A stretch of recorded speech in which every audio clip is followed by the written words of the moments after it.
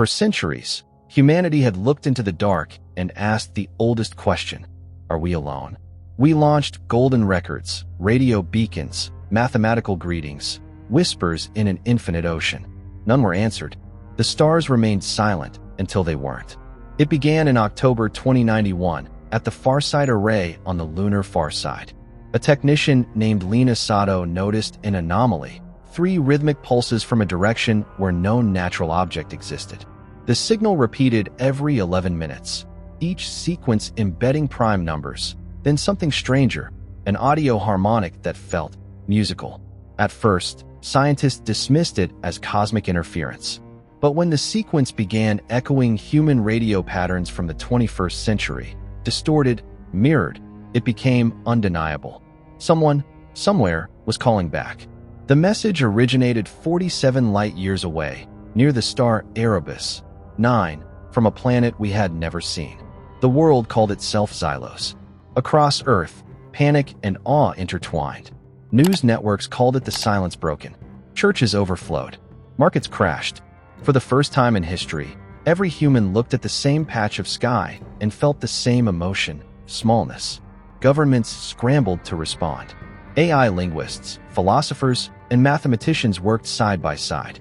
The decoded introduction was simple: we are the Xylos. You are not alone. Prepare to listen. And then, silence again. For 6 days, the world held its breath. The second message came as light. Not radio, not sound. A cascade of photons, pulsing in fractal sequences. It encoded visual geometry, impossible patterns. Then, finally, an image. A lattice of luminous strands forming a vast city of energy, suspended in space. The Xylos, it seemed, did not inhabit planets. They inhabited light itself, existing as plasma-bound consciousness within magnetospheres. They were not flesh, but frequency. Their communication wasn't language, it was resonance. Every message resonated at frequencies corresponding to human emotional brainwaves. When decoded, it evoked feelings before meaning, awe before comprehension. Scientists called it empathic math. The media called it the first interstellar poem. The message's intent was clear but humbling. You are young. Your world is loud. But you are learning to listen. We watched you rise. We saw you survive yourselves. For that, we offer a gift. Debate consumed Earth. Should we answer? Should we accept a gift from something we couldn't touch, couldn't see? Nations argued. Religions fractured. Yet amid chaos, a single council formed. The Planetary Concord, humanity's first united voice. And so, with trembling hands, we replied, we are ready to learn.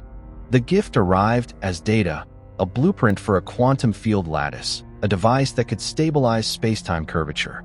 Within months, scientists realized what it was: the foundation of faster-than-light travel. The Xylos had given humanity the key to the stars. But their transmissions contained more: medicine that could reverse aging at the cellular level, equations predicting dark matter behavior, insights into consciousness that redefined neuroscience. And yet, not all could understand it.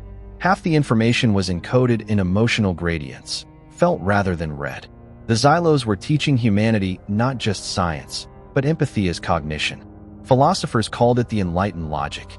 To think like the Xylos, humans had to unite intellect and compassion. In universities, students wept during physics lectures, moved by equations that felt alive. Hospitals cured diseases once thought divine punishment. Religions merged. Borders faded. The Xylos Contact became not conquest, but awakening. By 2135, Earth had changed beyond recognition. The old flags came down. The global concord declared a new age, the renaissance of the living cosmos. War was obsolete, poverty gone. Humanity's eyes turned outward. The first starseed generation was born, children raised to think in Xylos harmonics, to dream in frequencies rather than words. Their art blended sound and light. Their cities hummed with resonant architecture, symphonies you could walk through. The first interstellar vessel, Aurora 1, launched in 2142. Its drive was powered by the lattice derived from the Xylos gift. As it broke light speed, every human on Earth felt a pulse, a frequency in their bones. They called it the resonance. For the first time, humanity wasn't merely reaching for the stars, they were becoming part of them. Decades passed. Humanity spread to new worlds. The descendants of Earth walked under alien suns, building cities that sang with the pulse of the Xylos teachings. Yet one question lingered: why us? When asked directly through empathic transmission, the Xylos finally answered: because you remember pain and still choose creation. That makes you dangerous and beautiful. It was their final message.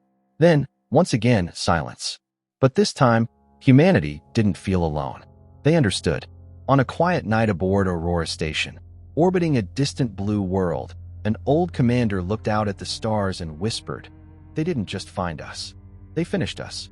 His daughter smiled. "No, father. They began us."